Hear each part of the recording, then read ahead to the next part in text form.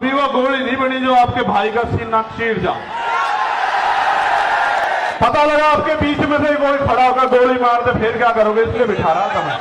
अपने मध्य प्रदेश के गुर्जर समाज के लोग 1000 लाइसेंस जो है ना भाई की सुरक्षा के लिए यहाँ जमा कराना चाहते हैं। जब भाई राकेश पासवान को उन्होंने 20 गोली मारी, हम समझ नहीं पाए। 20 गोली मारने के बाद उन्हें लगा ये डर जाएंगे, लेकिन आप डरे नहीं। फिर उन्होंने विदिशा में हमारे जिला अध्यक्ष भाई चरण सिंह की हत्या करी, फिर भी नहीं हम डरे। हम आंदोलन में आए, हमारी जान चली गई, तब भी नहीं डरे। फिर उन्हें लगा कि भाई जड़ ही काटो, टहने भी मजबूत हैं, जड़ भी मजबूत है, पत्ते भी मजबूत है, भाई जड़ ही काटो। तो बाबा साहब वाले रुकने के लिए तो जड़ काटने का वो क्या था कि चंद्रशेखर आजाद को निपटा दो। देखो वो तो बच्चे हैं जिन्होंने ये किया है, सच बात बता रहा हूं, बच्चे हैं, लेकिन उनके हाथ पीछे जो है ना, उनकी जिन्होंने उनके हाथ में हथियार दिए वो बच्चे नहीं है। हम जिसकी रक्षा जो है सम्राट वीर भोज के वंशज करते हो, जिसकी रक्षा संत छोटू राम के वंशज करते हो, जिसकी रक्षा गुरु गोविंद सिंह जी के बच्चे करते हो, जिसकी रक्षा सतगुरु रविदास जी महाराज के बच्चे करते हैं, जिसकी रक्षा भगवान वाल्मीकि महाराज के बच्चे करते हैं, उनको लगा कि वो उसको मिटा देंगे। आज इस पावन अवसर पे, क्योंकि भीम आर्मी का स्थापना दिवस भी है, 8 साल पहले आज ही के दिन हमारे माननीय राष्ट्रीय अध्यक्ष और तमाम हमारे सिपाहियों ने यह ऐलान किया था कि भीम आर्मी भारत एकता मिशन के नाम के संगठन के जरिए हम इस देश में मनुवाद ब्राह्मणवाद की जड़ें काट देंगे। जो कारवा एक छप्पर से चला, आज वो कारवा सैलाब के रूप में दिल्ली की सड़कों पे है। प्राइमरी स्कूल के मास्टर के इस बेटे ने कभी सोचा नहीं था कि अगर ईमानदारी से काम करने वाले को इतना प्यार मिलता है तो फिर लोग ईमानदारी से क्यों नहीं काम करते। एक चीज और बता दो, पहले ही बात पक्की करके चलेंगे। आज क्या अगर मैं लड़ाई गलत लड़ रहा हूं और ये लड़ाई मुझे नहीं लड़नी चाहिए तो आप आज इशारा कर दो, मैं ईमानदार से कह रहा हूं, मैं राष्ट्रीय अध्यक्ष जी को लिख के दे दूंगा कि हम ये संगठन बंद करके कोई खेती किसानी का काम कर लेंगे। जो आखिरी में बैठे हैं वो सब लोग बताओ भाई, ऐसे नहीं चलेगा, हाथ उठा के बताओ, ये काम बंद कर दूं। हम इस देश में इसलिए पैदा नहीं हुए कि हम बच्चियां पैदा हो हमारे घर में और उनको नोच लिया जाए, जैसे मणिपुर में नोचा जा रहा है हमारी आदिवासी बहनों को।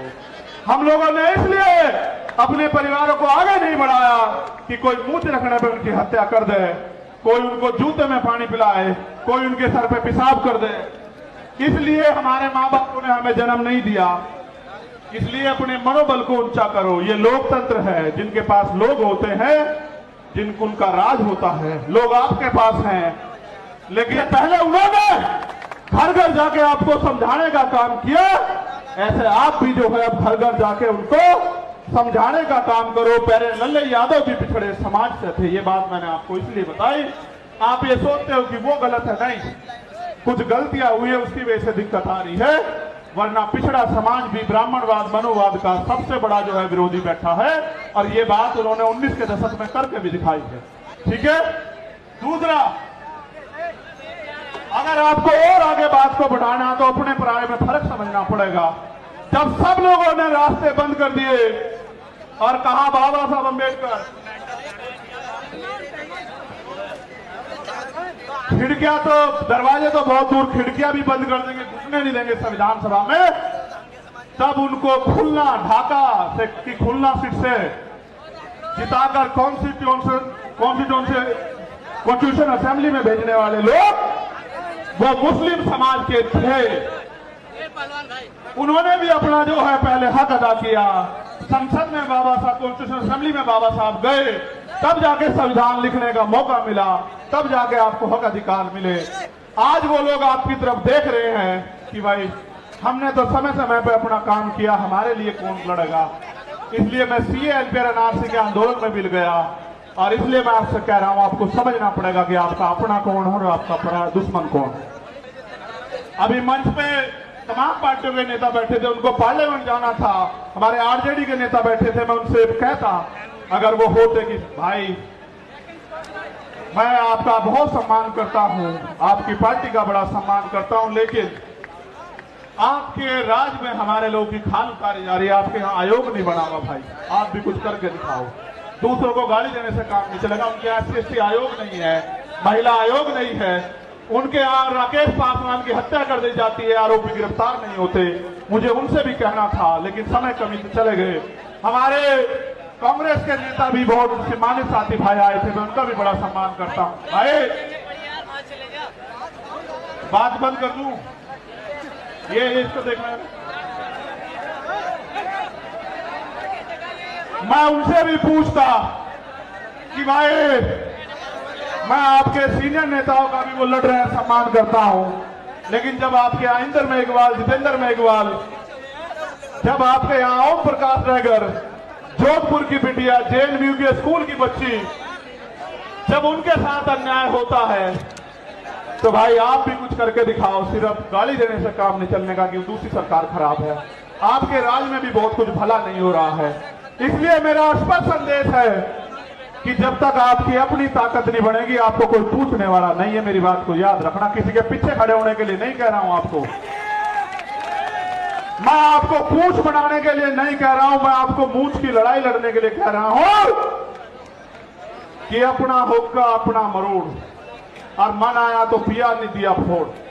ठीक है, अपनी ताकत बनाओ। जब आपका विधायक जीतेगा, जब आपका MP जीतेगा, आपका व्यक्ति सदन में होगा, फिर अगर अन्याय अत्याचार होगा तो फिर हम हिसाब करेंगे। हमारा एक अम्बेडकरवादी सदन को चलने नहीं देगा, चाहे सदन ये वाला हो या विधानसभाओं के सदन है। तो सारी बात मैंने आपको बता दी। मैंने आपको इसलिए बुलाया कि मेरा जो गिरता हौसला है, जो गिर नहीं सकता आप जानते हो, लेकिन मैं आपसे पूछ लूं, क्योंकि कहते हैं पुनर्जन्म होता है, मैं तो मानता नहीं, लेकिन सच ये है कि जब वो गोली चली थी, मैं ईमानदारी से कह रहा हूं, मैंने अधिकारी को फोन करके कहा कि गोली तो लगी है, लेकिन लगी कहां ये पता नहीं भाई। और पिछला जन्म भी जीवन भी आपके लिए था एक एक कतरा, और ये जीवन भी आपके लिए, ये ऐलान करने के लिए आपको बुलाया। दूसरा, CBI जांच क्यों जरूरी है, ये भी सुन लो। जो लोग ये कह रहे थे सुरक्षा के लिए गोली चलवाई या करा, तमाशा बना रहे थे, उनको आदत है मुझे निष्ठा दिखाने की, आदत है उनको, क्योंकि उन पे ये गरीब का बेटा पच नहीं रहा भाई, ये कमेरी माँ का बेटा पच नहीं रहा उन पे। तो मैं भी उनको बता देना चाहता हूं कि हो सकता है आपके मालिकों के हाथ भी इसमें शामिल ना हो, इसलिए मैं इसकी CBI जांच चाहता हूं कि मेरे जान से ज्यादा, मेरी जान से, मेरे लोगों से ज्यादा दूसरों को क्यों प्यार हो गया है, वो क्यों मेरी जान लेना चाहते हो। तो प्रकृति के आशीर्वाद से, आप भाइयों के सहयोग से, प्रार्थनाओं दुआओं से मैं आपके बीच में, वरना ऐसा भी हो सकता है कि आज यहाँ इकट्ठा तो होते, मेरी तस्वीर लगी होती और आप रो रहे होते कि भाई हमारा भाई चला गया।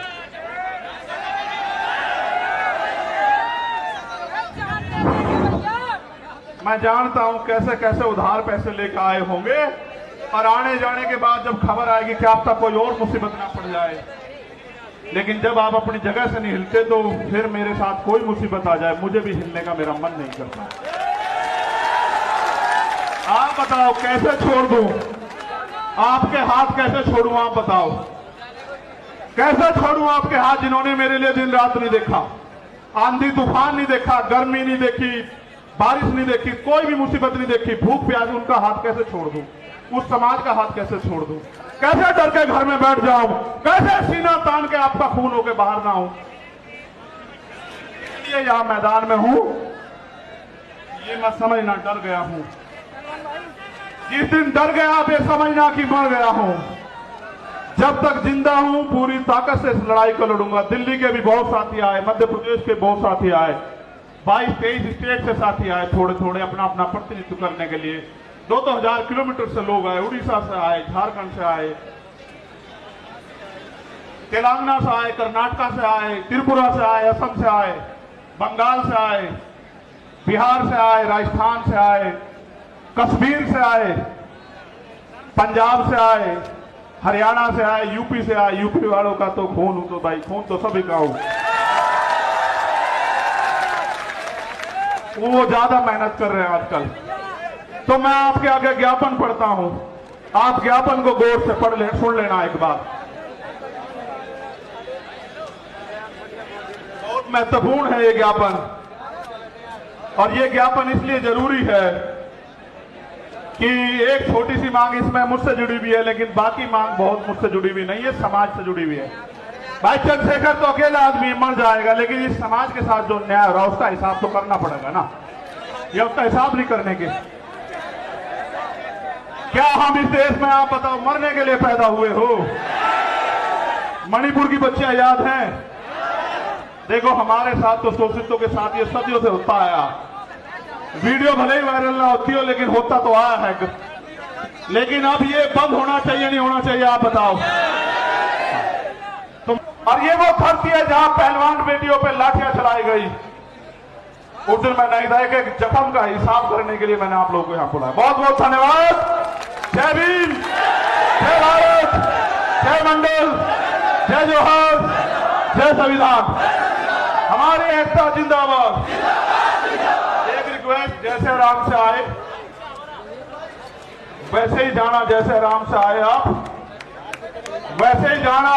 आपकी जान कीमती है मेरे लिए बहुत।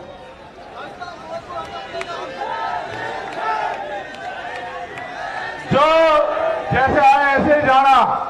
आपने देश को बता दिया कि भीम आर्मी आजाद समाज पार्टी झुकेगी नहीं। धन्यवाद।